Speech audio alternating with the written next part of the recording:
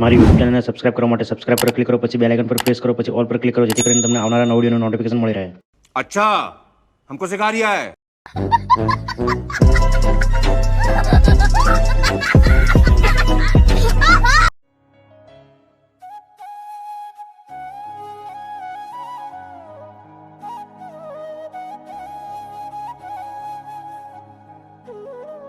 Hello દોસ્તો, આજના નવા વિડીયોમાં આપ સર્વ મિત્રોનું દિલથી હાર્દિક સ્વાગત કરું છું. તો આજની આપણી આ યાત્રામાં આપણે પવિત્ર યાત્રાધામ બેટ દ્વારકા વિશે વાત કરીશું. બેટ દ્વારકાની વાત કરીએ તો તે દ્વારકાથી લગભગ 33 કિલોમીટરના અંતરે આવેલું છે. બેટ દ્વારકા એક ટાપુ હોવાથી ત્યાં જવા માટે અત્યાર સુધી હોડીઓની વ્યવસ્થા હતી, પરંતુ હાલમાં એટલે કે 25 ફેબ્રુઆરી 2024માં સુદર્શન સેતુનું ઉદ્ઘાટન કરવામાં આવ્યું, જેથી યાત્રીઓ હવે સુદર્શન સેતુ મારફતે બેટ દ્વારકા જાય છે. તો હાલો ત્યારે આપણે બેટ દ્વારકા જવા માટે આપણે શરૂઆત સુદર્શન સેતુથી કરીશું. આ પુલ ઓખા મેઇનલેન્ડ અને બેટ દ્વારકા ટાપુને જોડે છે. આ પુલની લંબાઈ 2.32 કિલોમીટર છે. સાથે તે ભારતનો સૌથી લાંબો કેબલ સ્ટ્રેટ બ્રિજ છે. આ 4 લેન બ્રિજની બંને સાઈડ 2.5 મીટરનો પેડેસ્ટ્રીયન કોરિડોર પણ બનાવવામાં આવ્યો છે, જેને આસ્થાનો સેતુ નામ આપવામાં આવ્યું છે. એમ જોવા જઈએ તો આ બ્રિજ અનેક વિશેષતાઓથી ભરેલો છે. એમાંની એક ખાસ વિશેષતા એ છે કે સાઈડ પેડેસ્ટ્રીયન કોરિડોર પર પથ્થરના સ્લેબ પર ગીતા જ્ઞાનની કોતરણી કરવામાં આવી છે.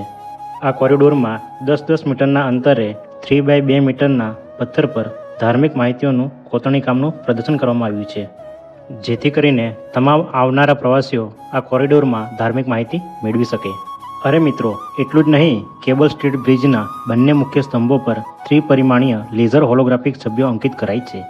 સાથે પેડેસ્ટ્રીયન કોરિડોરની બંને બાજુઓ પર સુશોભિત સ્ટીલ રેલિંગ અને પ્રોજેક્ટ સ્ટેજમાં સુશોભન લાઇટિંગ લગાડવામાં આવી છે.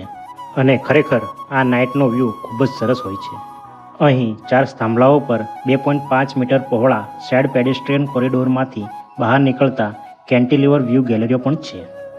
બ્રિજના મધ્યમાં અને તમામ જંકશન ટ્રાફિક આઇલેન્ડ પર ટ્રી પ્લાન્ટેશન કરવામાં આવ્યું છે. મહત્વની બાબત એ છે કે કેબલ સ્ટ્રીટ બ્રિજનો મુખ્ય 500 મીટરનો સ્પેન સમુદ્રના પાણીની સપાટીથી 18 મીટર ઊંચો છે, જે જહાજોને પુલ નીચેથી પસાર થવામાં મદદરૂપ થશે. આ બ્રિજનું બાંધકામ એસપી સિંગલા કન્સ્ટ્રક્શન પ્રાઇવેટ લિમિટેડ દ્વારા કરવામાં આવ્યું છે અને તેનું અંદાજિત બજેટ 979 કરોડ રૂપિયા છે. આ બ્રિજનો શિલાન્યાસ ઓક્ટોબર 2017માં માનનીય વડાપ્રધાન શ્રી નરેન્દ્ર મોદી સાહેબ દ્વારા કરવામાં આવ્યો હતો. આ બ્રિજની કુલ લંબાઈ 2320 મીટર છે અને પહોળાઈ 27.2 મીટર છે. અહીં ફૂટપાથ પર લગાવેલી સોલાર પેનલથી 1 મેગાવોટ વીજળીનું ઉત્પાદન થાય છે, જેનો ઉપયોગ બ્રિજ પરના લાઇટિંગમાં કરવામાં આવે છે. સાથે સાથે ફૂટપાથ પર ચાલી રહેલા પ્રવાસીઓને સોલાર પેનલને કારણે તડકો પણ નહીં લાગે.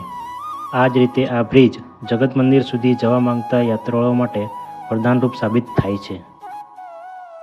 તો મિત્રો, તમને આ સુદર્શન સેતુ કેવો લાગ્યો એ કોમેન્ટ બોક્સમાં જરૂરથી લખજો. અને જો તમે અત્યાર સુધી મારી યુટ્યુબ ચેનલને સબસ્ક્રાઇબ ના કરી હોય તો સબસ્ક્રાઇબ કરી લેજો, જેથી કરીને તમને આવા અવનવા વિડીયો જોવા મળશે. મિત્રો, બેટ દ્વારકા પહોંચતા પહેલાં એક સરસ મજાની VIP પાર્કિંગ વ્યવસ્થા પણ છે, જેથી કરીને આવનાર પ્રવાસીને વાહન મૂકવામાં તકલીફ ન પડે. અહીંયા આપણું વાહન પાર્ક કરીને છકડા મારફતે આપણે બેટ દ્વારકા જવાનું થશે, કારણ કે આગળ નાની ગલીઓ હોવાને કારણે આપણું મોટું વાહન જઈ શકતું નથી. અને આ એ છે કે જેના દ્વારા અમે મુસાફરી કરી બેટ દ્વારકા પહોંચ્યા. તો બેટ દ્વારકાને બેટ શંખોધર તરીકે પણ ઓળખવામાં આવે છે. અહીંયા કૃષ્ણ ભગવાનનું 500 વર્ષ જૂનું પવિત્ર મંદિર આવેલું છે, તેમજ અન્ય મંદિરો પણ આવેલા છે. બેટ દ્વારકા એ અતિ પ્રાચીન રમણીય ચંદ્રાકાર ટાપુ છે. ભગવાન શ્રી કૃષ્ણએ શંખ નામના રાક્ષસનો અહીંયા ઉદ્ધાર કરેલ હોવાથી તેને શંખોદ્વાર તરીકે પણ ઓળખવામાં આવે છે. જેમ દ્વારકા નગરી એ ભગવાન શ્રી દ્વારકાધીશની રાજધાની કહેવાય છે, એવી જ રીતે બેટ દ્વારકા ભગવાન શ્રી દ્વારકાધીશનો રાણીવાસ અથવા નિવાસસ્થાન તરીકે ઓળખવામાં આવે છે. મિત્રો, અહીંયા દ્વારકાધીશના મંદિર તરફ જતાં પહેલાં રસ્તાની આજુબાજુ નાની મોટી દુકાનો આવે છે. મિત્રો, મંદિરમાં મોબાઈલ કે અન્ય સામાન લઈ જવા દેવામાં આવતો નથી, જેથી કરીને સાધન સામગ્રી જમા કરાવી મંદિર તરફ જવું. અને આ શ્રી કૃષ્ણ ભગવાનના મંદિર વિશે એવું માનવામાં આવે છે કે વલ્લભાચાર્યે બંધાવેલા આ મંદિરમાં રૂકમણી દેવીએ બનાવેલી દેવમૂર્તિને પ્રતિષ્ઠિત છે. ભગવાન શ્રી કૃષ્ણને તેમના મિત્ર સુદામાએ ચોખા ભેટ આપ્યા હતા એવી એક વાર્તા છે. એટલે એ પરંપરાને જીવંત રાખવા માટે મુલાકાતીઓ અહીંના બ્રાહ્મણોને ચોખાનું દાન કરે છે. મંદિરની આસપાસના વિસ્તારમાં ભગવાન શિવ, ભગવાન હનુમાન, દેવી અને ભગવાન વિષ્ણુના અન્ય કેટલાક નાના મોટા મંદિરો પણ આવેલા છે.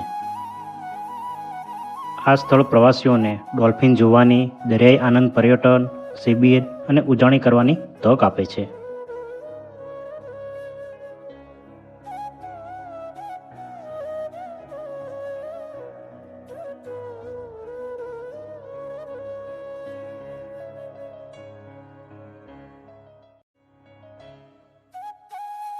મિત્રો, આ છે દ્વારકાધીશના મુખ્ય મંદિર તરફ જવાનું મેઇન ગેટ. અહીંયાથી તમામ પ્રવાસીઓ મુખ્ય મંદિર તરફ જાય છે.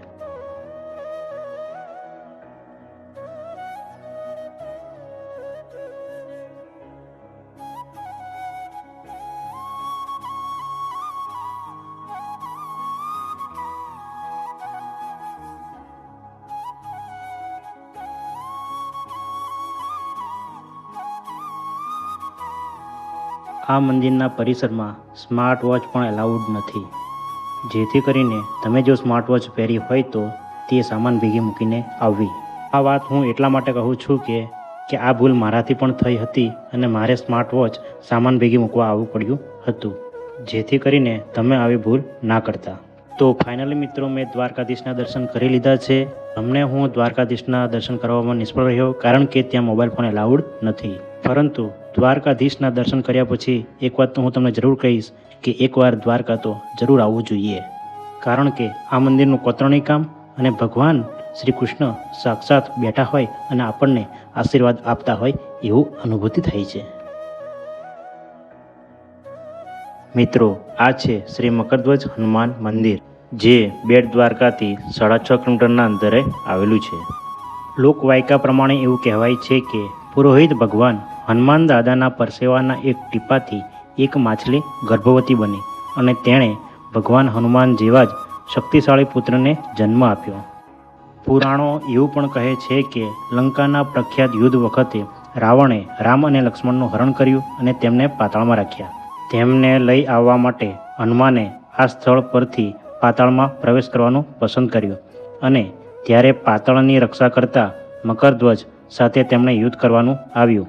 આ પ્રસંગે બંને જણ મળે છે અને એકબીજાને પિતા અને પુત્ર તરીકે ઓળખે છે. બેટ દ્વારકામાં બીજું કોઈ સ્થળ ફરવા જેવું હોય તો તે છે ડની પોઈન્ટ, જે મકરધ્વજ હનુમાન મંદિરથી લગભગ 600 થી 700 મીટરના અંતરે આવેલું છે. ડની પોઈન્ટ એ બેટનું અંતિમ સ્થળ છે. શ્રી સોનેકી દ્વારકા પાવનધામ એ બેટ દ્વારકાથી લગભગ 1 કિલોમીટરના અંતરે આવેલું છે. ત્યાં કૃષ્ણ ભગવાનની જીવનશૈલી બતાવવામાં આવી છે. અને આ છે કેશવરાયજી મંદિર, જે બેટ દ્વારકાથી 2 કિલોમીટરના અંતરે આવેલું છે. તો મિત્રો, હું આશા રાખું છું કે તમને આ વિડીયો ખૂબ જ પસંદ આવ્યો હશે. તો આ ખુશીના ભાગરૂપે તમે વિડીયોને એક લાઇક કરજો, વિડીયોમાં કોમેન્ટ કરજો અને અત્યાર સુધી તમે જો મારી યુટ્યુબ ચેનલને સબસ્ક્રાઈબ ના કરી હોય તો સબસ્ક્રાઈબ કરી લેજો, જેથી કરીને તમને આવનારા તમામ નવા વિડીયોની નોટિફિકેશન મળતી રહેશે અને આવા સ્થળોની મજા તમે ઘરે બેઠા ફ્રીમાં માણી શકશો. તો મિત્રો, રાહ કોની જોવો છો? તમે મારા નામની આગળ સબસ્ક્રાઈબ લખેલું હશે ત્યાં ક્લિક કરો. એની બાજુમાં બેલ આઇકન હશે, એના પર ક્લિક કરો. એમાં તમને 3 ઓપ્શન જોવા મળશે, એમાં ઓલ પર ક્લિક કરો, જેથી કરીને તમને તમામ આવનારા નવા વિડીયોની નોટિફિકેશન મળી જશે. તો હું આશા રાખું છું કે તમે બધાએ આ કામ જરૂર કર્યું છે, તેથી તમારો ખૂબ ખૂબ આભાર.